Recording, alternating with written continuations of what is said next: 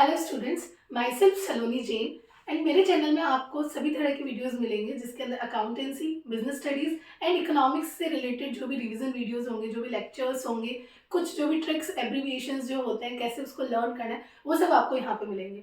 सबसे पहला जो ये वीडियो है इसके अंदर मैं डिस्कस कर रही हूँ जो भी प्रैक्टिकल एग्जाम्स होने वाले हैं, जो प्रैक्टिकल्स होने वाले हैं उसके अंदर किस तरह के क्वेश्चंस पूछे जा सकते हैं। अब इकोनॉमिक्स का अगर प्रैक्टिकल है तो उसमें क्या पूछा जा सकता है उसकी एक मैंने लिस्ट बना रखी है। और भी सेकंड थर्ड वीडियोस में भी आपको और क्वेश्चंस मिलेंगे कि इकोनॉमिक्स के अंदर क्या पूछे जा सकते हैं। अब अगर प्रैक्टिकल एग्जामिनर वो आता है तो वो सबसे पहले इकोनॉमिक्स के प्रैक्टिकल के अंदर क्या पूछ सकता है कि इकोनॉमिक्स क्या होती है। अब अगर आपको इकोनॉमिक्स क्या होती है अगर आप यही आंसर नहीं कर पाएंगे तो फिर प्रैक्टिकल जो एग्जामिनर होगा वो मार्क्स किस बेसिस पे देगा। तो अगर आपसे ये पूछा जाता है कि इकोनॉमिक्स क्या होती है तो इसके अंदर हमें बताना है कि इकोनॉमिक्स के अंदर हम स्टडी करते हैं जो भी हमारे पास में स्कैर्स रिसोर्सेज है उसका किस तरीके से प्रॉपर एलोकेशन करें कि जो कंज्यूमर है वो मैक्सिमाइज करे अपना सेटिस्फेक्शन, जो प्रोड्यूसर है वो मैक्सिमाइज करे प्रॉफिट को और जो सोसाइटी वो मैक्सिमाइज करे वेलफेयर को। अब यहाँ पे क्या बात कर रहे हैं हम स्कैरसिटी की, जो रिसोर्सेज है वो हमारे पास में स्कैर्स है, ठीक है। हमारी जो वांट्स है वो क्या है, अनलिमिटेड वांट्स है हमारे पास में। जो भी हमारे पास में रिसोर्सेज है क्योंकि वो स्केर्स है तो हमारी सारी वांट्स तो फुलफिल नहीं हो सकती है। अब इसमें से कौन सी वांट्स हमें फुलफिल करनी है वो हमारी प्रायोरिटी पे डिपेंड करता है, या फिर जहाँ पे हमें सेटिस्फेक्शन सबसे ज्यादा मिल रहा होगा हम उसको कवर करेंगे, ठीक है। तो यहाँ पे क्योंकि रिसोर्स हमारे पास में स्केर्स है और हमारी वांट्स अनलिमिटेड है इसलिए हमें यहाँ पे करना होता है चॉइस। हमें यहाँ पे चॉइस लेनी होती है, हमें यहाँ पे डिसीजन लेना होता है कि हमें कौन सी चीज को फुलफिल करना है, ठीक है। इसीलिए हम इसको बोलते हैं एसेंस ऑफ इकोनॉमिक्स, जो कि क्या है हमारे पास में स्कैरसिटी एंड चॉइस, ठीक है। इसके बाद में पूछा जा सकता है कि इकोनॉमिक्स के अंदर दो चीजें हमारे पास में, माइक्रो इकोनॉमिक्स और मैक्रो इकोनॉमिक्स। माइक्रो इकोनॉमिक्स क्या होती है, तो माइक्रो इकोनॉमिक्स के अंदर ये जो भी हम स्टडी करते हैं, स्टडी ऑफ रिसोर्स अलोकेशन, ठीक है। ये जो भी हम रिसोर्स का अलोकेशन जो हम पढ़ते हैं इकोनॉमिक्स के अंदर, अगर ये हम इंडिविजुअल लेवल पे कर रहे हैं तो वो हमारे पास में हो गई माइक्रो इकोनॉमिक्स। और यही चीज अगर हम एज ए इकोनॉमी होल पे करते हैं, इकोनॉमी लेवल पे करते हैं, क्या चीज, स्टडी ऑफ रिसोर्स अलोकेशन, तो वो हो जाती है हमारे पास में मैक्रो इकोनॉमिक्स। अब ये पूछा जा सकता है इकोनॉमिक्स के आप स्टूडेंट हो, 12th क्लास के अंदर हो, तो फादर ऑफ इकोनॉमिक्स या फिर फादर ऑफ माइक्रो इकोनॉमिक्स, दोनों एक ही है, यहाँ पे कंफ्यूज नहीं होना है। तो फादर ऑफ इकोनॉमिक्स या माइक्रो इकोनॉमिक्स कौन है हमें ये याद रखना होगा, ये है हमारे पास में एडम स्मिथ, ठीक है। एंड इसके बाद में हमारे पास में आता है फादर ऑफ मैक्रो इकोनॉमिक्स कौन है। तो पहली चीज तो ये चीज याद रखनी है कि मैक्रो इकोनॉमिक्स का इमर्जेंस बाद में हुआ था, 1930s के बाद में हुआ था, ठीक है। फादर ऑफ मैक्रो इकोनॉमिक्स हमारे पास में कौन है, जॉन मेनार्ड कीन्स, ठीक है, सर जॉन मेनार्ड कीन्स, ये हमारे पास में कौन है, father of macro economics. Emergence of macro economics, macro economics की जरूरत ही क्यों पड़ी, ये आपके चैप्टर नंबर 1 के अंदर भी था कि मैक्रो इकोनॉमिक्स की जरूरत क्यों पड़ने लग गई। इसके अंदर क्या हुआ था, जो हमारे पास में ग्रेट डिप्रेशन हुआ था, जो यूएसए के अंदर जो ग्रेट डिप्रेशन हुआ था, जिस वक्त पूरी जो इकोनॉमी थी वो हमारी लो लेवल इक्विलिब्रियम ट्रैप में फंस गई थी, उस वक्त क्या हुआ था, जो क्लासिकल इकोनॉमिस्ट थे, जो ये क्लासिकल इकोनॉमिस्ट थे जो बोलते थे कि इकोनॉमी जो है वो अपने आप इक्विलिब्रियम में आ जाएगी, तो क्लासिकल इकोनॉमिस्ट को किसी भी तरह का क्या हुआ, सॉल्यूशन नहीं मिला, ठीक है। मार्केट फोर्सेस जो थे हमारे पास में, डिमांड सप्लाई, उससे भी कुछ भी नहीं हो रहा था। अब जो इकोनॉमी थी वो हमारी किस में फंस चुकी थी, लो लेवल इक्विलिब्रियम ट्रैप। इस लो लेवल इक्विलिब्रियम ट्रैप से निकलने का कोई भी सोर्स नहीं मिल रहा था। उस वक्त सर जॉन मेनार्ड कीन्स ने क्या किया, एक बुक लिखी थी, उस बुक के अंदर मैक्रो वेरिएबल्स बताए थे जैसे कि AD AS, aggregate demand, aggregate supply, ये सब उन्होंने उस बुक के अंदर डिस्कस किया था। उनका जो मॉडल था उसके अंदर यही था कि अगर गवर्नमेंट आगे आके एक्सपेंडिचर करेगी, चाहे उधार लेके भी करो, अगर गवर्नमेंट जब तक आगे आके खर्चा नहीं करेगी, एग्रीगेट डिमांड नहीं करेगी, तब तक किसी भी तरह से इनकम जनरेशन नहीं होगा, और अगर इनकम जनरेशन नहीं होगा तो फिर इकोनॉमी जो है वो लो लेवल से बाहर नहीं आ पाएगी, ठीक है।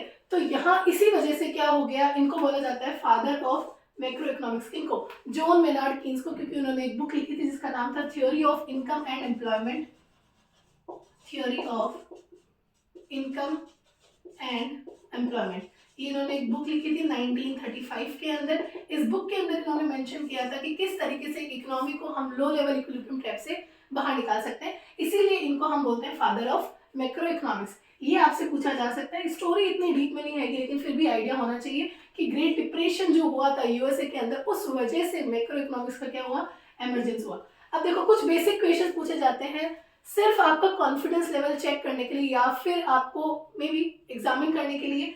तो वहां पे क्या है, how many chapters are there in economic syllabus, आपसे सीधा सीधा ये पूछ लिया। अब आप वहां पे ये सोच के ही नहीं गए थे कि ऐसा क्वेश्चन भी पूछा जा सकता है। अब अगर ऐसा कोई क्वेश्चन आपसे पूछ लिया तो अगर आप वहां पे रुक गए तो वहां पे क्या हो जाएगा, गड़बड़ हो जाएगी। वो आपका सिर्फ और सिर्फ आपको एग्जामिन कर रहे हैं, आपका कॉन्फिडेंस लेवल चेक करने के लिए इस तरह की क्वेश्चंस पूछते हैं। या फिर पूछ लिया कि पेज नंबर 162 या फिर 262 कोई भी एक पेज नंबर बता दिया कि उस पर क्या लिखा हुआ है, तो आपको वहां पे रुकना नहीं है, वहां पे आपको कुछ भी बता देना है। ऐसा नहीं कि आप उस बुक का ही कुछ नहीं बता रहे हो, बुक से रिलेटेड कोई भी एक टॉपिक कुछ भी बोल दीजिए ना। उनको मतलब है कि उस एग्जैक्ट पेज पे क्या लिखा है उनको भी पता, आपको नहीं पता होगा, बट फिर भी उस वक्त चुप नहीं होना है। उस वक्त किसी भी एक टॉपिक का नाम ले देना है कि वहां पे ये लिखा हुआ है, ठीक है। इसके अलावा आपसे पूछ सकते हैं कि चैप्टर फर्स्ट का नाम क्या है या फिर लास्ट चैप्टर का नाम क्या है, या बीच में से किसी भी एक चैप्टर का नाम पूछ ले, तो वहां पे भी रुकना नहीं है। वहां पे आपको जो भी चैप्टर का नाम याद आता है वो बता देना है, ठीक है। बस रुकना नहीं है, आपका कॉन्फिडेंस लेवल चेक किया जाता है। अगर आप चैप्टर का नाम गलत भी बता दोगे, चैप्टर नंबर 5 पूछा आपने नाम गलत भी बता दिया, कोई इशू नहीं है। बस वहां पे रुकना नहीं है, आपको पता होना चाहिए कि यहाँ पे ये सिर्फ कॉन्फिडेंस चेक करने के लिए आपसे पूछ रहे हैं, ठीक है।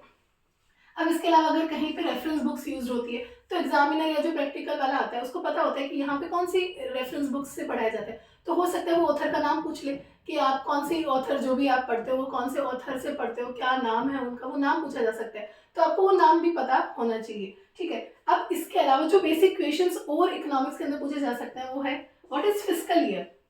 अब सबको फाइनेंशियल ईयर तो पता होता है लेकिन फाइनेंशियल ईयर को ही फिस्कल ईयर भी बोलते हैं, जो कि कहाँ से होता है, 1 अप्रैल, जैसे फिलहाल कौन सा चल रहा है 1 अप्रैल 2022 से 31 मार्च 2023, ये आपका क्या चल रहा है, फिस्कल ईयर या फिर फाइनेंशियल ईयर हमारे पास में चल रहा है। अब एक होता है असेसमेंट ईयर, कैलेंडर ईयर तो सबको पता ही है। असेसमेंट ईयर क्या होता है, फॉलोइंग ईयर, जो कमिंग ईयर आ रहा है टू फाइनेंशियल ईयर। मतलब अगर हमारे पास में 22-23 ये हमारा क्या चल रहा है, फाइनेंशियल ईयर, तो असेसमेंट ईयर क्या हो जाएगा हमारे पास में 1 अप्रैल 23 से 31 मार्च 2024, एक साल आगे वाला जो वन फॉलोइंग ईयर है वो हमारे पास में हो जाता है असेसमेंट ईयर, ठीक है। ये कुछ बेसिक से क्वेश्चन है। इसके अलावा आपसे पूछ सकते हैं फाइनल वर्सेस इंटरमीडिएट गुड्स क्या होता है। अब अगर जो फाइनल कंजम्पशन अगर हो रहा है वो कंज्यूमर कर रहा है और उसका फाइनल कंजम्पशन हो रहा है तो उसको हम फाइनल गुड्स बोल देंगे। और अगर कोई गुड्स है जो फाइनल गुड्स को बनाने के अंदर काम में लिए जा रहे हैं, ठीक है, जैसे एज ए रॉ मटेरियल या फिर एज ए इनपुट अगर काम में लिए जा रहे हैं तो उसको हम क्या बोलते हैं, इंटरमीडिएट गुड्स। एक बहुत बेसिक सा चीज है हमारे पास में वो है प्रोड्यूसर वर्सेस कैपिटल गुड्स। यहाँ सब कंफ्यूज हो जाते हैं। कैपिटल गुड्स हम बोलते हैं मशीन्स को, ठीक है, यहाँ पे कंफ्यूज नहीं होना है। कैपिटल गुड्स हम बोलते हैं मशीन्स को।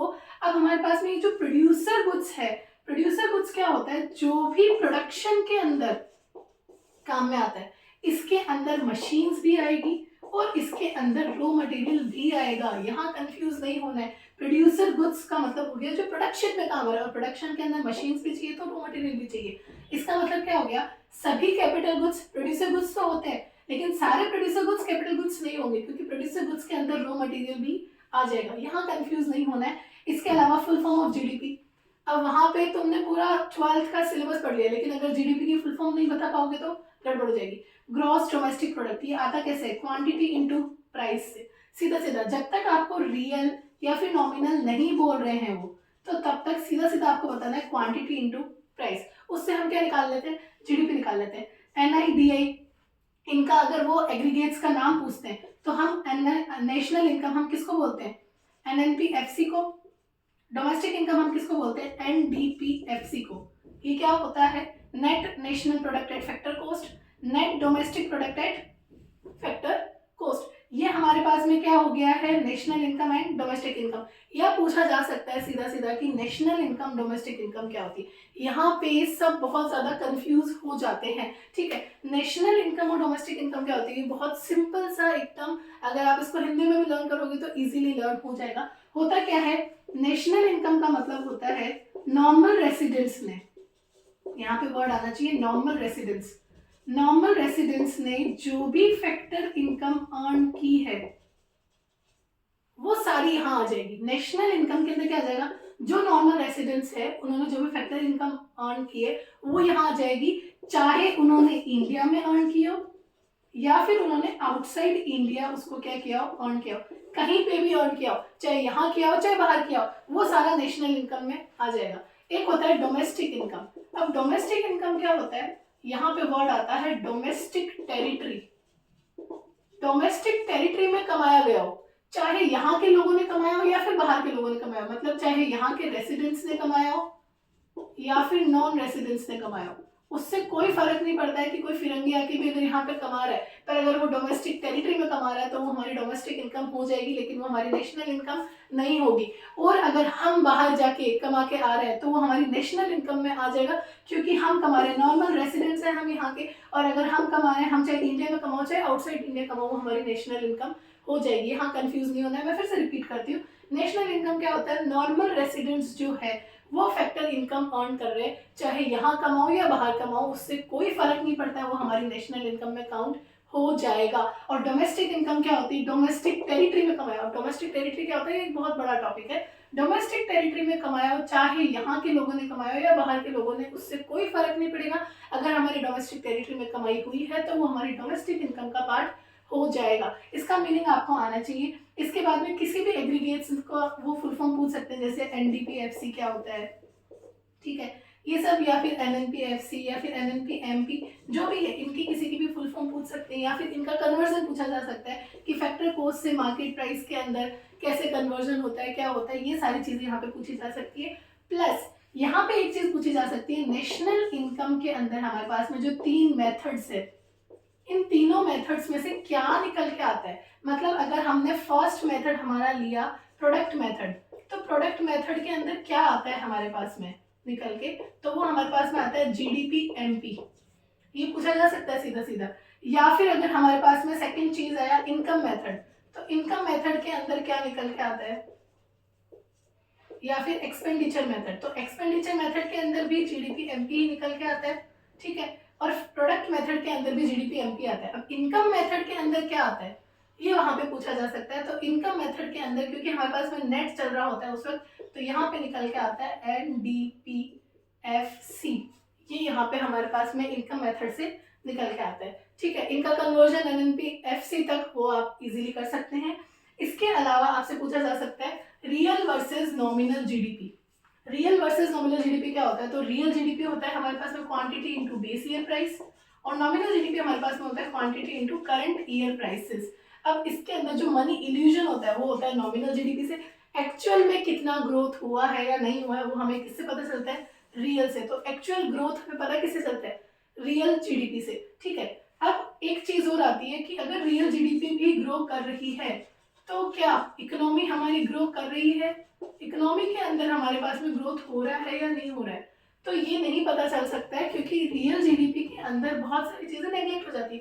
क्वालिटेटिव फैक्टर्स जो होते हैं वो यहाँ पे नेग्लेक्ट हो जाते हैं। प्लस ग्रीन जीएनपी एक पॉइंट आता है हमारे पास में, ग्रीन जीएनपी। ग्रीन जीएनपी का मतलब होता है कि इकोनॉमी के अंदर ग्रोथ हो रहा है, लेकिन वहां पे अगर ग्रीन वर्ड आ गया तो ग्रीन का मतलब हमारे पास में आ जाना चाहिए हमें कि इन्वायरमेंट की बात कर रहा होगा, ठीक है। ग्रीन जीएनपी क्या होता है, ग्रीन जीएनपी का मतलब होता है कि हम ग्रोथ तो कर रहे हैं, ठीक है, लेकिन कुछ इस तरीके से कर रहे हैं कि वो सस्टेनेबल ग्रोथ हो, इन्वायरमेंट डिग्रेडेशन कम हो, इन्वायरमेंट पोल्यूशन कम हो, और रिसोर्सेज को इस तरीके से यूज करें कि वो फ्यूचर जो जनरेशन है उनके लिए भी बचाया जा सके, उसको हम बोलते हैं ग्रीन जीएनपी। ये आपसे पूछा जा सकता है। इसके अलावा पूछ सकते हैं फैक्टर्स ऑफ प्रोडक्शन किसको बोलते हैं। अभी बहुत बेसिक सा सवाल है कि फैक्टर्स ऑफ प्रोडक्शन के अंदर क्या आता है। अगर आप एक बिजनेस शुरू करने वाले हो तो उस बिजनेस को शुरू करने के लिए आपको क्या मेन चीजें चाहिए, सबसे पहले आपको लैंड चाहिए, आप बिजनेस कहाँ पे एस्टेब्लिश करोगे, ठीक है। उसके बाद में आपको चाहिए पैसा, कैपिटल चाहिए, फिर आपको चाहिए, आप कोई एंटरप्रेन्योर वहां पे होना चाहिए, ठीक है, और फिर एक चाहिए हमारे पास में labour, land, labour, capital, entrepreneur, ये आपके हो गए फैक्टर्स ऑफ प्रोडक्शन। अब अगर लैंड आपकी खुद की नहीं है तो आपको क्या देना पड़ेगा वहां पे, रेंट। लेबर को आप क्या दोगे, वेजेस। कैपिटल अगर पैसा आपने कहीं से भी लगाया उठाया होगा तो उसके लिए आपको ब्याज देना होगा। एंड एंटरप्रेन्योर जो भी होगा वो क्या कमाएगा, प्रॉफिट। एंटरप्रेन्योर मतलब जो भी उसका प्रोप्राइटर है, जो भी मालिक है। तो ये तो लैंड, लेबर, कैपिटल, एंटरप्रेन्योर तो क्या हो गया हमारे पास में फैक्टर्स ऑफ प्रोडक्शन हो गए हैं। एंड जो ये रेंट, वेजेस, इंटरेस्ट और प्रॉफिट है, ये हमारे पास में क्या हो गया है, फैक्टर इनकम, ठीक है। अगर ये हम कमा रहे हैं तो ये फैक्टर इनकम हो गया। अगर हम इनका पेमेंट करें, जैसे हम वेजेस दे रहे तो हम उसको बोल देंगे फैक्टर पेमेंट्स। एक चीज होती है, वो होती है यूनिलैटरल पेमेंट्स। यूनिलैटरल पेमेंट्स या फिर हम बोल सकते हैं ट्रांसफर पेमेंट्स। यूनिलैटरल पेमेंट्स या ट्रांसफर पेमेंट्स ये क्या होते हैं? ये होते हैं वन साइडेड पेमेंट्स, जिसके अंदर आपने कुछ भी सर्विसेज नहीं दिया, आपको उस तरह के पेमेंट्स रिसीव हुए। फॉर एग्जांपल पेंशंस दो तरह की होती है, एक होता है रिटायरमेंट पेंशन और एक होता है आपके पास में ओल्ड एज पेंशन। नाम दोनों का ऐसे सेम सा लगता है बट बहुत बड़ा डिफरेंस है। होता क्या है, रिटायरमेंट पेंशन नाम से ही पता चल रहा है कि आप रिटायर हुए हो तो आपको पेंशन मिली, मतलब आपने लाइफ टाइम सर्विसेज दी है, तो ये आपको फ्री में नहीं मिल रही है, ये आपने जो सर्विसेज दी है उसके बदले में मिल रही है। तो ये आपका कंपनसेशन ऑफ एम्प्लॉयज का पार्ट हो जाएगा, ना कि यूनिलेटरल पेमेंट्स होगा। लेकिन ओल्ड एज पेंशन तो सरकार की कोई स्कीम है, ठीक है, उसके अंदर क्या है, ओल्ड एज जो भी लोग हैं उनको पेंशन दी जा रही है, उन्होंने कोई सर्विसेज नहीं दी है, उनको सिर्फ पेंशन मिल रही है। तो यहाँ पे आपको बिना किसी सर्विस के जो भी कमाई आपको यहाँ हो रही है, जो भी आपको पेंशन रिसीव हो रही है, ये एक तरीके से क्या है, यूनिलैटरल पेमेंट है। यहाँ पे किसी भी तरह का कंफ्यूजन नहीं होना चाहिए। रिटायरमेंट पेंशन के लिए आपने सर्विसेज दी है, इसीलिए वो क्या है, कंपनसेशन ऑफ एम्प्लॉयज का पार्ट है। एंड ओल्ड एज पेंशन क्या है, आपके लिए यूनिलैटरल पेमेंट है, क्योंकि आपने किसी भी तरह की सर्विसेज नहीं दिए। ये कुछ बेसिक से क्वेश्चंस है, इसके अलावा और भी बहुत सारे जो क्वेश्चंस होंगे मैं आपको नेक्स्ट वीडियोस में बताऊंगी कि और क्या पूछे जा सकते हैं। That's it for today. अगर आपको मेरा वीडियो अच्छा लगा हो तो please like share and subscribe. That's it, thank you.